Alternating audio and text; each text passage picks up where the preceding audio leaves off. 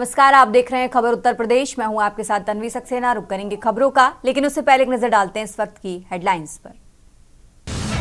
पंडित दीनदयाल उपाध्याय जी की पुण्यतिथि पर कार्यक्रम, सीएम योगी और डिप्टी सीएम ब्रजेश पाठक होंगे शामिल। पंडित दीनदयाल जी की प्रतिमा पर श्रद्धा सुमन करेंगे अर्पित। समाजवादी पार्टी का प्रतिनिधि मंडल जाएगा कुशीनगर। मद्दी मस्जिद को बिना किसी कारण किया गया ध्वस्त। कुशीनगर जिले के हाटा कस्बे में बनी है मदनी मस्जिद। राहुल गांधी के खिलाफ दाखिल परिवाद में 1 मार्च को सुनवाई। एमपीएमएलए कोर्ट में होगी सुनवाई। बुलगड़ी कांड मामले में कोर्ट से बरी युवक ने कराया था परिवाद। कल माघ पूर्णिमा पर पूरा हो रहा कल्पवास। संगम स्नान के साथ पूरा होगा महाकुंभ का कल्पवास। हवन और भोज के साथ होगा कल्पवास का पारण। यूपी पुलिस में 60,244 सिपाहियों की भर्ती का मामला। फिजिकल दौड़ परीक्षा के पहले 4,454 अभ्यर्थियों ने दौड़ परीक्षा की पास। माघ पूर्णिमा अमृत स्नान से पहले प्रयागराज में उमड़ा सैलाब। हर तरफ श्रद्धालुओं की भीड़। स्टेशन पर रेल, सड़कों पर पैर रखने की जगह नहीं। आप देख रहे हैं के न्यूज, खबरों का सारथी।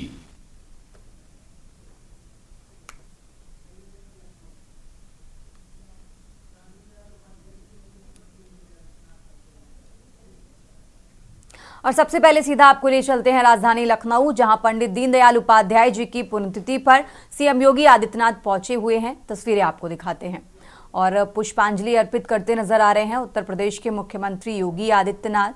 सीधा तस्वीरें आपको राजधानी लखनऊ से दिखा रहे हैं। को श्रद्धा सुमन अर्पित कर रहे हैं।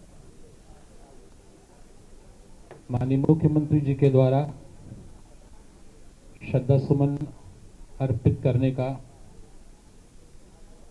कार्य हो रहा है। माननीय मुख्यमंत्री जी के द्वारा पंडित दीनदयाल जी को अपने श्रद्धा सुमन अर्पित किए जा रहे हैं। माननीय उप मुख्यमंत्री जी के द्वारा अपने श्रद्धा सुमन अर्पित किए जा रहे हैं। कुछ ही क्षणों में माननीय स्वतंत्र देव सिंह जी के द्वारा श्रद्धा सुमन अर्पित किए जा रहे हैं। हम सभी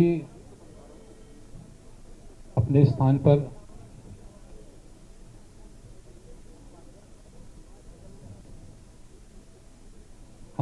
अनुशासन पूर्वक अपने स्थान पर रहेंगे।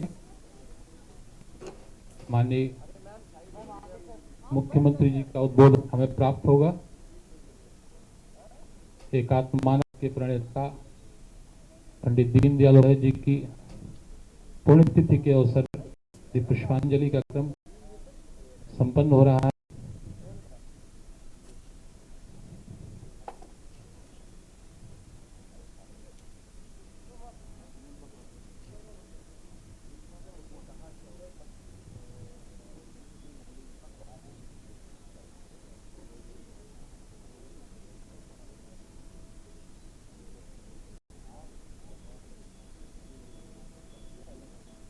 समाज के अंतिम पंक्ति पे बैठे हुए व्यक्ति की लगातार चिंता करने वाले एकात्म मानववाद के जनक, अंत्योदय के प्रणेता पंडित दीनदयाल उपाध्याय की पुण्यतिथि के अवसर पर सभी के द्वारा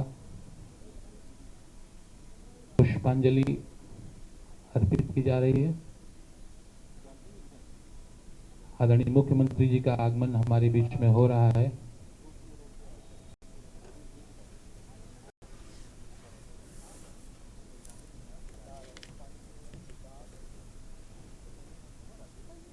पंडित दीनदयाल उपाध्याय अमर रहे। पंडित दीनदयाल उपाध्याय अमर रहे। पंडित दीनदयाल उपाध्याय रहे। पंडित दीनदयाल उपाध्याय अमर रहे। पंडित दीनदयाल उपाध्याय रहे। पंडित दीनदयाल उपाध्याय अमर रहे। माननीय योगी आदित्यनाथ जी जिंदाबाद। माननीय योगी आदित्यनाथ जी जिंदाबाद। हम सभी अपने स्थान पर खड़े होकर पंडित दीनदयाल उपाध्याय जी को अपने श्रद्धा सुमन अर्पित करेंगे।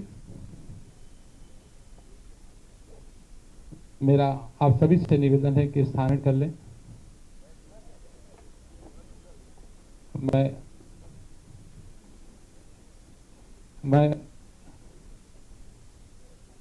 निवेदन करूंगा लखनऊ महानगर के अध्यक्ष आनंद द्विवेदी जी से वो आए और अपना उद्बोधन प्रदान करें। आनंद द्विवेदी जी।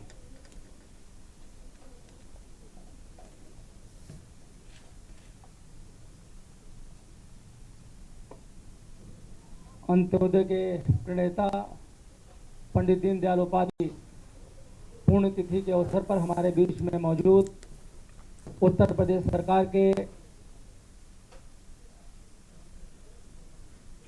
तो पंडित दीनदयाल उपाध्याय की पुण्यतिथि कार्यक्रम में आयोजित कार्यक्रम हुआ जिसमें उत्तर प्रदेश के मुख्यमंत्री योगी आदित्यनाथ शामिल हुए। खबरों में आगे बढ़ते हैं और अब बात कर रहे हैं राजधानी लखनऊ की। लखनऊ से खबर आपको बता रहे हैं जहां लखनऊ एयरपोर्ट पर दिन में नहीं उड़ेंगे विमान। 1 मार्च से 15 जुलाई तक दिन में विमान नहीं उड़ेंगे। लखनऊ से खबर आपको बता रहे हैं रात में सिर्फ फ्लाइट टेक ऑफ और लैंड करेगी। रनवे की मरम्मत के चलते ये फैसला लिया है। रनवे पर सुबह 10 बजे से शाम 6 बजे तक काम चलेगा। 80 से ज्यादा उड़ानें रोजाना प्रभावित होंगी। लखनऊ से खबर आपको चलते हैं रनवे की मरम्मत के चलते ये बड़ा फैसला लिया गया है। रात में सिर्फ फ्लाइट टेक ऑफ और लैंड करेंगी और इसी के साथ 80 से ज्यादा उड़ानें प्रभावित होंगी।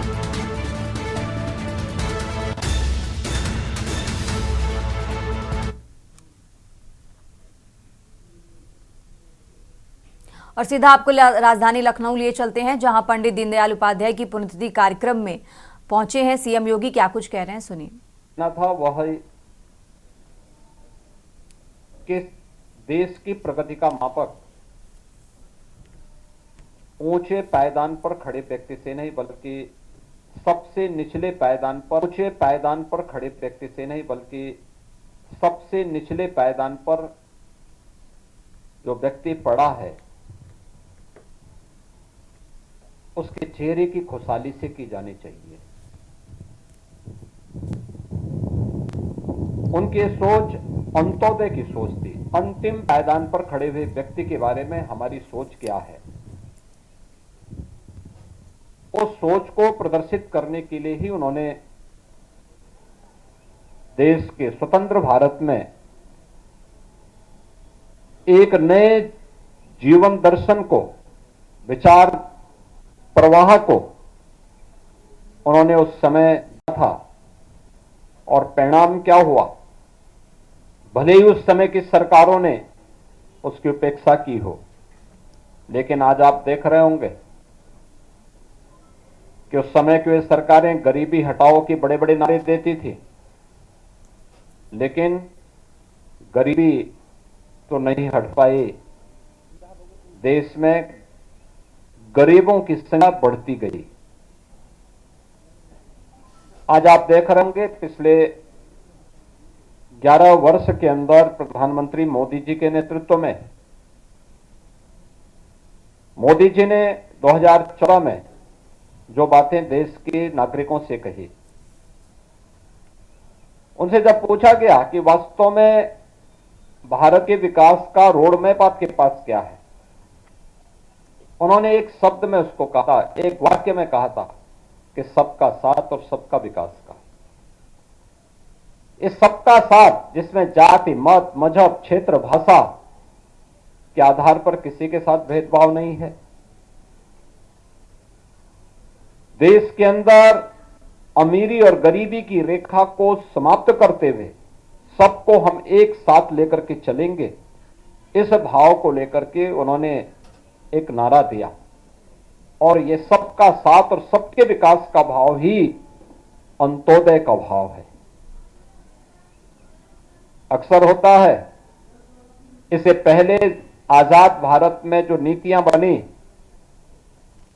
उसने एक बहुत छोटे से तबके को समृद्धि की एक नई ऊंचाई पहुंचाने में मदद भले की हो, लेकिन एक विराट विशाल तबका ऐसा था जो अभावों से जूझ रहा था, बुनियादी सुविधाओं से जूझ रहा था, आवश्यक जन सुविधाओं के अभाव में भटक रहा था। इसके लिए पंडित दीनदयाल उपाध्याय जी ने अनेक उदाहरण दिए। उन्होंने आदि शंकर का भी एक उल्लेख किया कि एक बार आदि शंकर एक घर में भिक्षाटन करने के लिए जाते हैं। वे जैसे ही भिक्षाटन के लिए आवाज लगाते हैं तो उन्होंने देखा कि शंकर की तब तक बहुत ख्याति हो चुकी थी। घर की महिला और घर का पुरुष नाम सुनकर के बहुत सारी भीख देने के नाम पर बहुत सारा द्रव्य और अन्य सामग्री उन्हें देने के लिए आया। सामने दाता खड़ा है, लेने वाला सामने शंकर के रूप में खड़ा है, लेकिन इसी दौरान उस घर के बगल में एक व्यक्ति की करा उनके कानों में सुनाई देती है, जो भूख से तड़प रहा है, करा रहा है। तो जैसे ही घर की मालकिन भिक्षा देने के लिए आगे बढ़ी, उन्होंने आदि शंकर से इस बात का अनुरोध किया कि आप हमें कृतार्थ करें से लेकर के। आदि शंकर ने अपनी झोली पीछे कर दी। उन्होंने कहा, नहीं, मैं ऐसे घर की भिक्षा नहीं ले सकता जिनके मन में इतनी संवेदना न हो कि घर का बगल का व्यक्ति भूख से तप रहा है और हम केवल पाखंड करने के लिए, प्रोपगंडा करने के लिए मुझ जैसे ख्याति प्राप्त व्यक्ति को भिक्षा देने का एक ढोंग कर रहा हो, और मैं आपकी भिक्षा इसलिए नहीं ग्रहण कर सकता क्योंकि इससे मुझे पाप ज्यादा लगेगा, इससे आपको पुण्य नहीं लगने वाला है। ये बातें हमारे दैनिक जीवन में भी उतनी महत्वपूर्ण है। आप अक्सर देखते होंगे प्रधानमंत्री मोदी जी ने जब कहा था सबका साथ और सबके विकास का, तो समाज को एक साथ लेकर के चलने की एक नई प्रेरणा इसके अंदर है। पंडित दीनदयाल उपाध्याय जी ने इन्हीं बातों को अंत्योदय की बात कहकर के एक नई प्रेरणा प्रदान की थी, एक नया विचार दर्शन दिया था। हम अपने दैनिक जीवन में भी इस बात को देखते होंगे, पारिवारिक जीवन में भी आप देखते होंगे, सार्वजनिक जीवन में भी देखते होंगे। आप सब पास पास तो हैं, लेकिन साथ साथ नहीं है। और जब भी व्यक्ति पास पास तो होता तो एकांकीपन महसूस करता है, डिप्रेशन का शिकार होता है।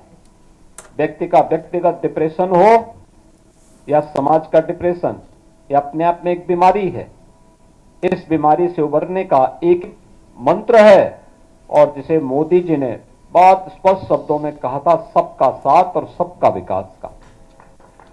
कि सबका साथ सबका विकास पंडित दीनदयाल उपाध्याय जी का मंत्र है, और आज उस मंत्र का ही कमाल है कि देश के अंदर 4 करोड़ गरीबों के मकान बन गए। ये मकान पहले और दूसरे पंचवर्षीय योजना के अंतर्गत बन जाने चाहिए थे। मोदी जी ने मात्र 2 पंचवर्षीय योजना में 4 करोड़ लोगों के मकान बना दिए, 3 करोड़ नए लोगों के लिए मकान स्वीकृत कर लिए। 12 करोड़ गरीबों के घर में शौचालय बन गए। 10 करोड़ गरीबों को रसोई गैस के कनेक्शन मिल गए।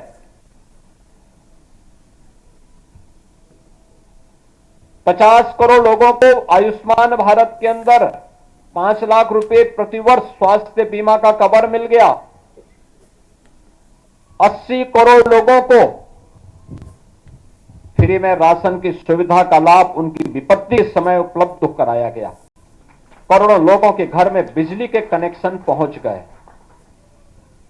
हर घर नल की योजना क्रियान्वित हो रही है।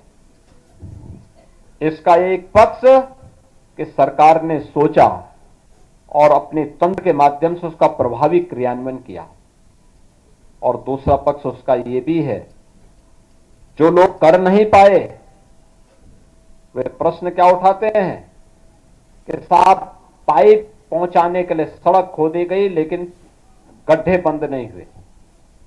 भाई पाइप खोदने के लिए, पाइप पड़ने के लिए सड़क तो खुदेगी ही खुदेगी। और याद करना, कोई भी नया निर्माण बिना तोड़ फोड़ के नहीं होता है।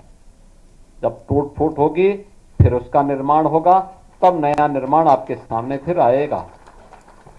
और वही नकारात्मकता जो आप देख रहे होंगे, जो लोग कर नहीं पाए, आज वे महाकुंभ के बारे में वही दुष्प्रचार करते हैं। कहते हैं साहब वीआईपी दर्शन हो रहे हैं। वीआईपी दर्शन क्या हो रहे हैं? कुंभ में तो हर व्यक्ति आएगा, वहां तो किसी के साथ कोई भेदभाव नहीं है।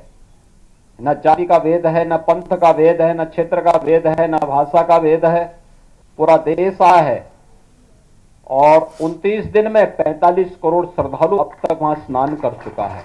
आप मुझे बताओ, भारत और चीन के बाद किसी देश के पास 45 करोड़ की आबादी निवास करती है क्या?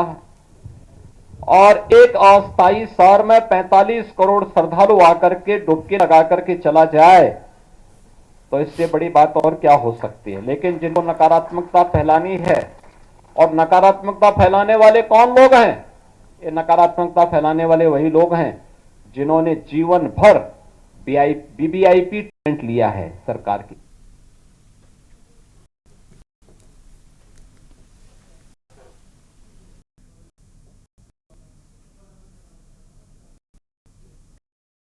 तो दीनदयाल उपाध्याय की पुण्यतिथि कार्यक्रम में शामिल सीएम योगी को आपने सुना, जहां उन्होंने जिक्र किया और कर भी जम।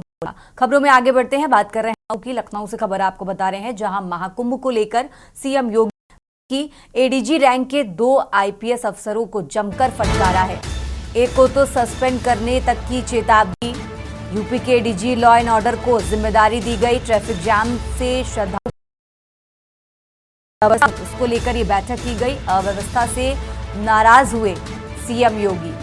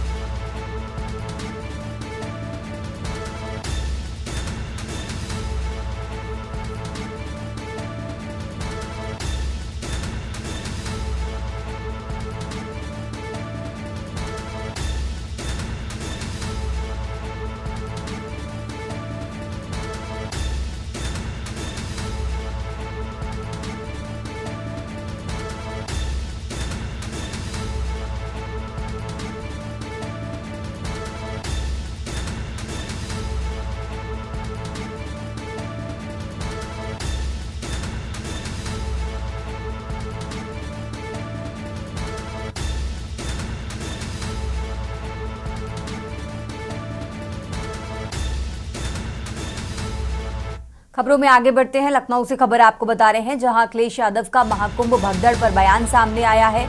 महाकुंभ में मारे गए लोगों को 50 लाख मुआवजा देने की मांग की है। सपा प्रमुख ने भाजपा पर महाकुंभ में अव्यवस्था का आरोप लगाया। महाकुंभ में फंसे श्रद्धालुओं के लिए आपातकालीन व्यवस्था की जाए।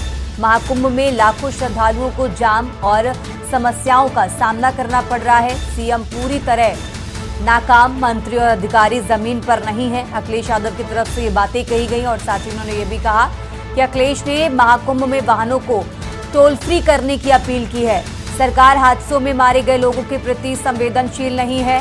भाजपाई श्रद्धालुओं पर आरोप लगा रहे हैं। प्रयागराज में जाम गंदगी से नाराज अखिलेश यादव महाकुंभ के रास्ते में जाम की स्थिति पर चिंता जताई है। महाकुंभ में श्रद्धालुओं की तबाही के लिए भाजपा सरकार जिम्मेदार है, उनकी तरफ से ये आरोप लगाए गए हैं।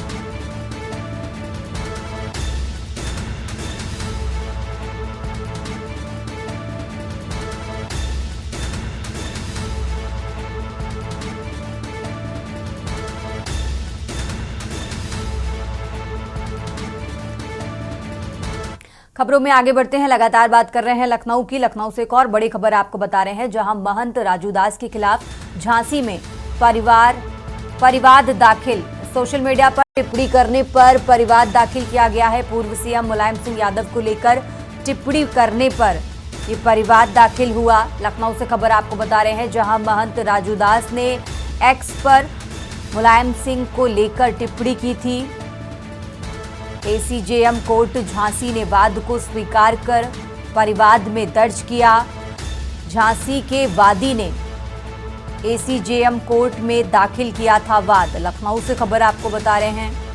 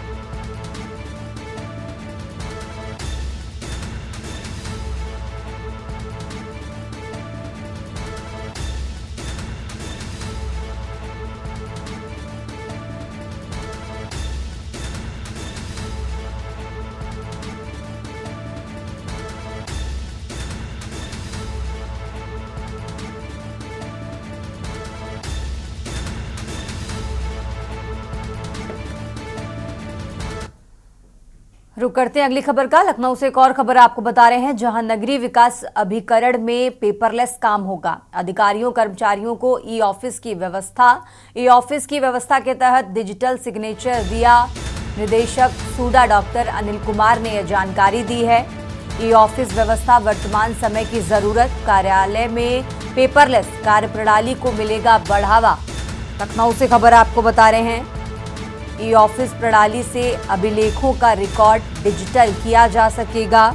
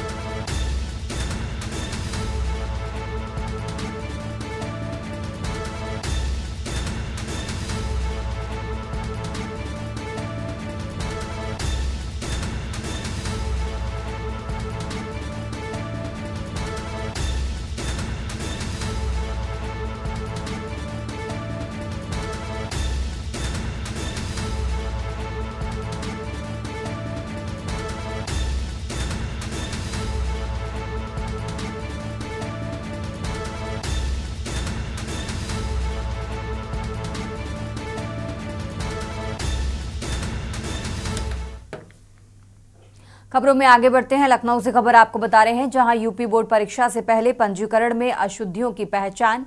माध्यमिक शिक्षा विभाग को पंजीकरण अशुद्धियों का मिला पता। यूपी बोर्ड के 9 जिलों में पंजीकरण में बड़ी अशुद्धियां पाई गई हैं। मुरादाबाद, अमरोहा, अन्य जिलों में पंजीकरण की जांच के आदेश दिए गए।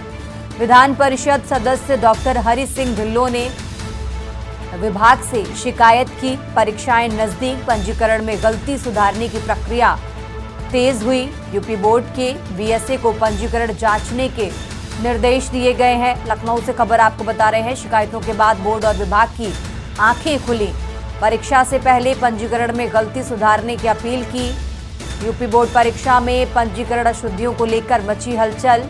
लखनऊ से खबर आपको बता रहे हैं।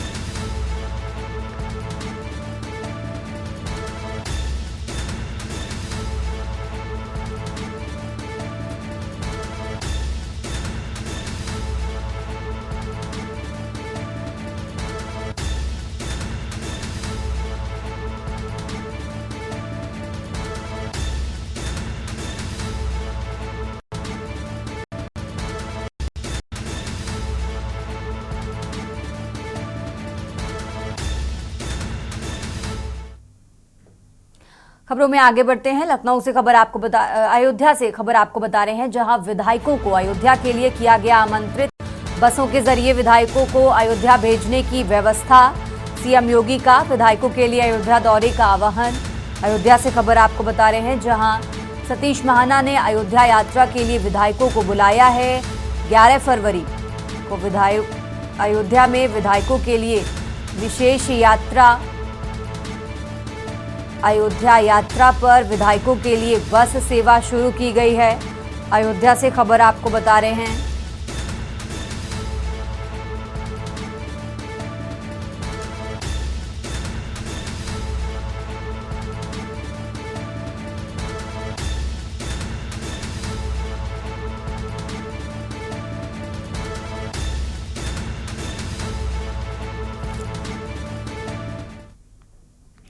खबर उत्तर प्रदेश में आगे बढ़ते हैं। लखनऊ से खबर आपको बता रहे हैं, जहां अयोध्या में पशु शवदाह के 4 करोड़ राज्य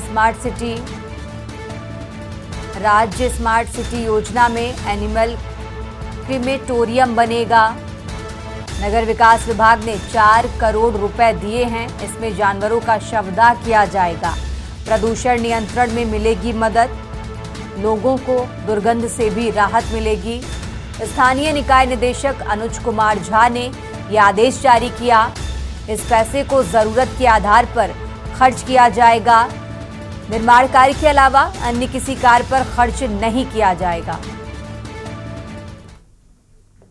खबर उत्तर प्रदेश में फिलहाल इतना ही। आप देखते रहिए के न्यूज़ इंडिया।